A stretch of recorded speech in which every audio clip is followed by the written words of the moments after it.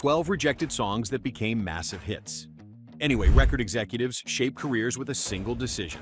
Sometimes they choose brilliance. Sometimes they reject the songs that define generations.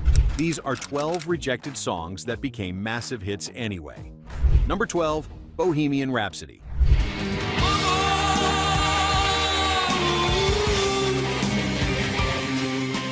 EMI executives told Freddie Mercury the truth bluntly in 1975.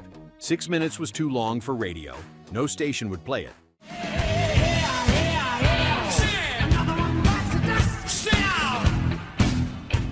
The operatic structure made no sense for a single. The label refused to release Bohemian Rhapsody as a single from A Night at the Opera, insisting the band choose something more commercial and radio-friendly. Queen refused to back down.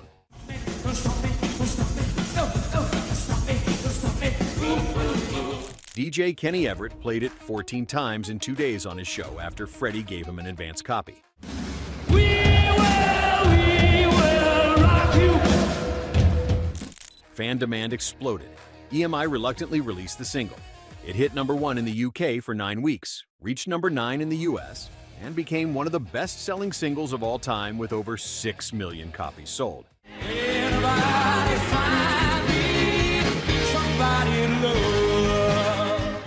Number 11, I Will Always Love You.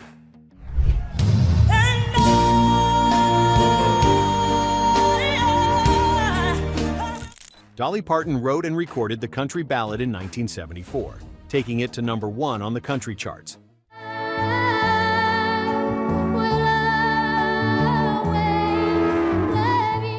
When The Bodyguard needed a signature song in 1992, Whitney Houston rejected it initially. She'd recorded too many movie ballads already. The slow, vulnerable arrangement felt wrong after her recent up-tempo hits.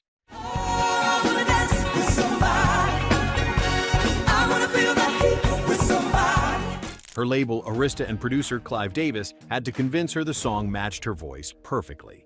Whitney finally agreed to record it with that iconic a cappella opening arranged by musical director Ricky Minor. That is all I'm taking with me.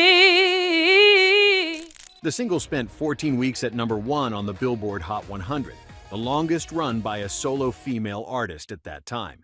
It sold over 20 million copies worldwide, becoming the best-selling single by a female artist in music history and winning the Grammy for Record of the Year at the 1994 ceremony.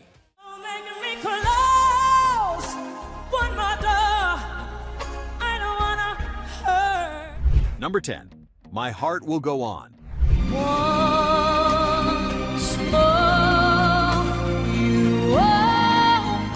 James Cameron explicitly told composer James Horner he didn't want a pop song over the Titanic end. Credits in 1997. Horner composed it secretly anyway with lyricist Will Jennings. When Cameron finally heard it, he grudgingly allowed it in the film. Then Celine Dion rejected it. Kept saying to Renee in the back, I was like, I'm not gonna sing that song, I don't like that song. Exhausted from recording movie ballads and wanting to focus on her French language work instead of another film theme. All by myself. Her husband and manager Renee Angelil convinced her to record a demo. She reluctantly entered the studio, and the recording session produced the final version.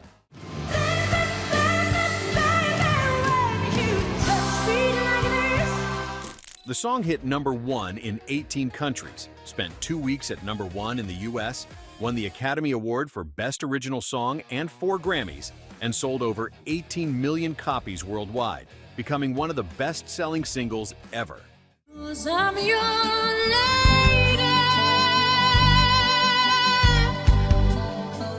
Number 9, I Will Survive.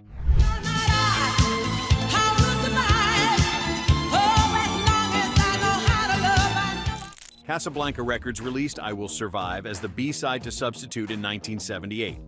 Label executives thought Substitute was the hit. They promoted the A-side while completely ignoring Gloria Gaynor's disco declaration of independence on the flip side. Radio programmers received promotional copies with no mention of the B-side's potential.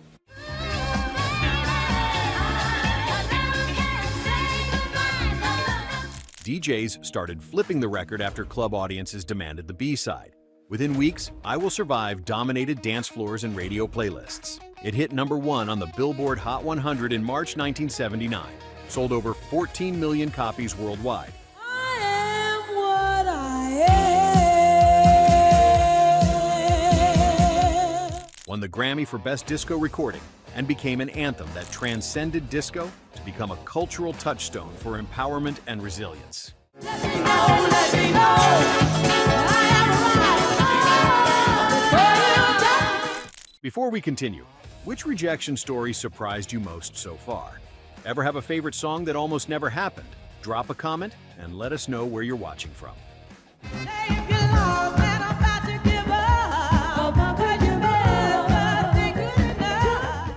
Number 8, Take On Me.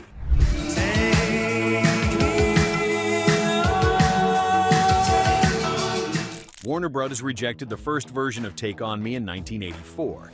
a-ha re-recorded it with producer Alan Tarney. Warner Bros. Released it in the UK. It flopped.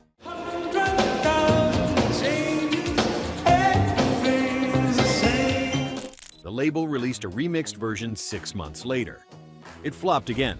Warner Bros. Nearly dropped the band entirely, convinced the song would never connect with audiences despite the band's insistence it was a hit.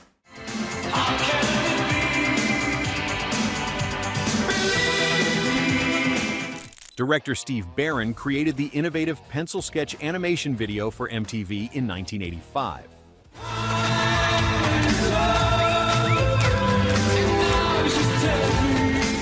Warner Bros. Reluctantly released the song a third time in the US. The video rotation on MTV exploded. Take On Me hit #1 on the Billboard Hot 100, #2 in the UK, sold over 9 million copies worldwide, and won multiple MTV Video Music Awards, including Best New Artist in a Video.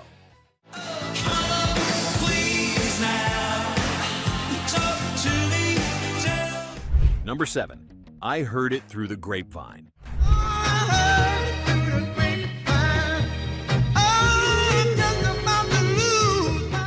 Motown founder Berry Gordy rejected Marvin Gaye's 1967 recording of I Heard It Through the Grapevine outright.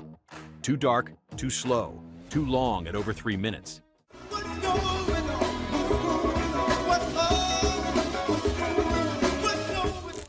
Gordy shelved the track, refusing to release it as a single.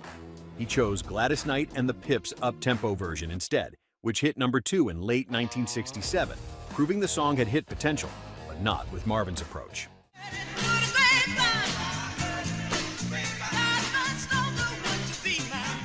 A year later, Motown finally released Marvin's version almost accidentally on the In the Groove album. Radio stations started playing it immediately.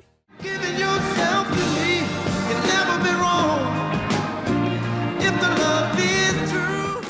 Demand forced Gordy to release it as a single in October 1968. It spent 7 weeks at #1 on the Billboard Hot 100, became Motown's best-selling single up to that point with over 4 million copies sold, and transformed into Marvin's signature song.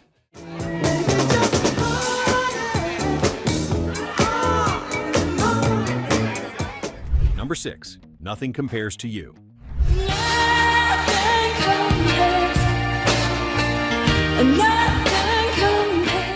Prince wrote Nothing Compares to You in 1984 for The Family, a side project on his Paisley Park label. The Family's version appeared on their self-titled album in 1985 and went nowhere, barely registering on charts. Nothing, I said nothing can take away this blue. The melancholic ballad remained a forgotten album track in Prince's vast catalog for 5 years, ignored by the music industry despite Prince's superstar status at the time. I'll admit the cause, no pain, no pain. Irish singer Sinead O'Connor recorded her version in 1990 with a sparse arrangement emphasizing raw emotion. It exploded globally, hitting #1 in 17 countries, including 4 weeks atop the Billboard Hot 100. To finalize the fucking details. The song sold over 5 million copies, won multiple awards including the Grammy for Best Music Video, and the iconic close-up video became one of MTV's most memorable moments, vindicating Prince's composition while surpassing his original vision entirely. Purple rain, purple rain. Before we get to the top 5, which classic hit brings back the most memories? Did radio almost miss your favorite song? Drop your thoughts in the comments. No, I wouldn't have pulled you close.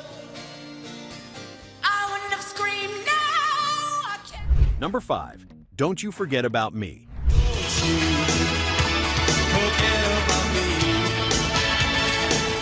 Simple Minds rejected Don't You Forget About Me when songwriter Keith Forsey offered it to them in 1984. The Scottish band considered it too commercial and too American for their post-punk sound.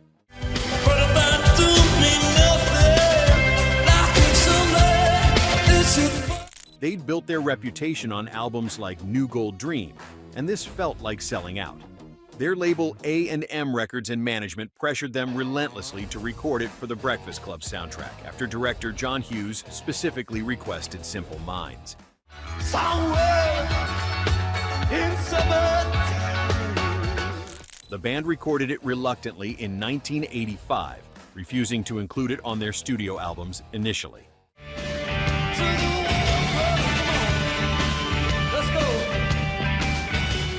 Don't You Forget About Me hit number 1 on the Billboard Hot 100 in May 1985, became their only U.S. chart topper, and sold over 4 million copies. The Breakfast Club connection made it an anthem for an entire generation. The band eventually embraced it, performing it at every concert and acknowledging the song that defined their American success.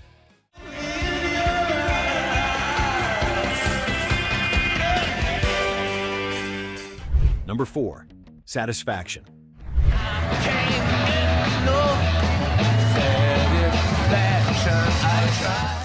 Keith Richards woke up in a Clearwater, Florida hotel room in May 1965 with a guitar riff in his head.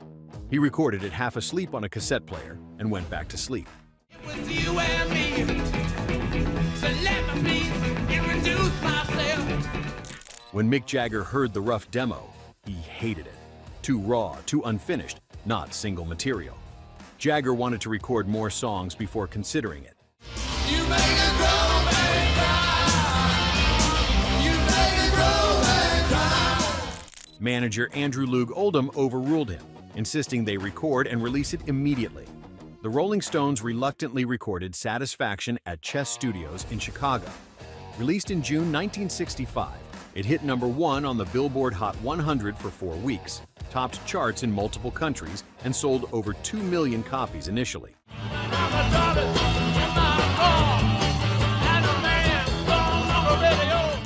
Rolling Stone magazine later ranked it number 2 on their 500 Greatest Songs of All Time list. The riff Jagger rejected became the most recognizable guitar riff in rock history.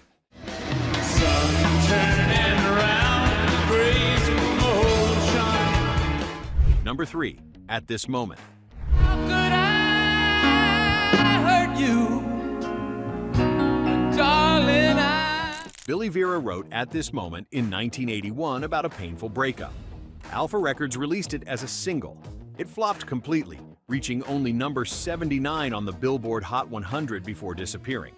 The label dropped Billy Vera and the Beaters. The band broke up. Don't you come on and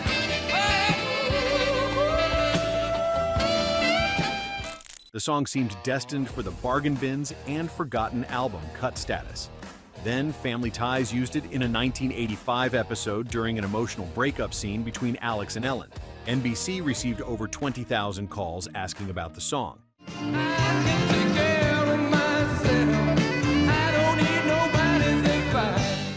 Rhino Records reluctantly re-released it in late 1986. At This Moment hit number 1 on the Billboard Hot 100 in January 1987, staying there for 2 weeks. Let you get away from me. 5 years after complete failure, the rejected song became the biggest hit of Billy Vera's career. We're almost there.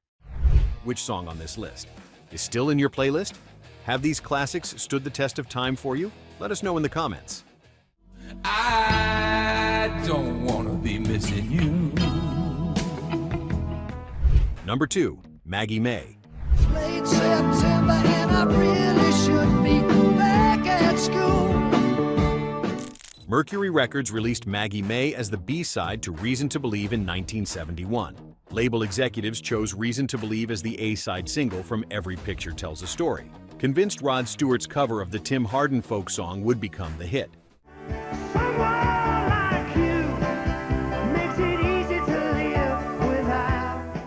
Radio promotional copies listed Reason to Believe prominently. Maggie May received no promotional push, no marketing support, and zero expectations from Mercury. Radio DJs started flipping the record.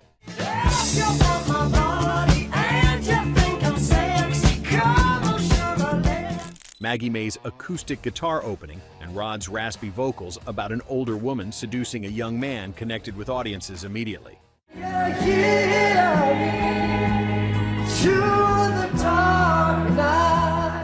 The song hit #1 simultaneously in the US and UK in October 1971, staying at #1 for 5 weeks in both countries.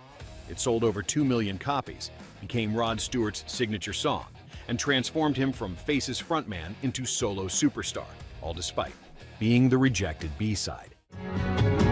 Come on, angel, my heart's on fire. #1. Maniac. She's a maniac, maniac, action love. Michael Sembello wrote Maniac in 1983 as a horror song inspired by the slasher film of the same name. The original lyrics described a serial killer with graphic, violent imagery.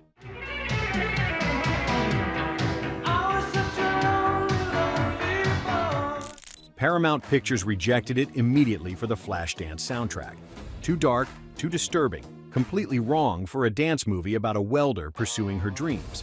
The song seemed destined for Sembello's rejected demos folder, too extreme for mainstream release.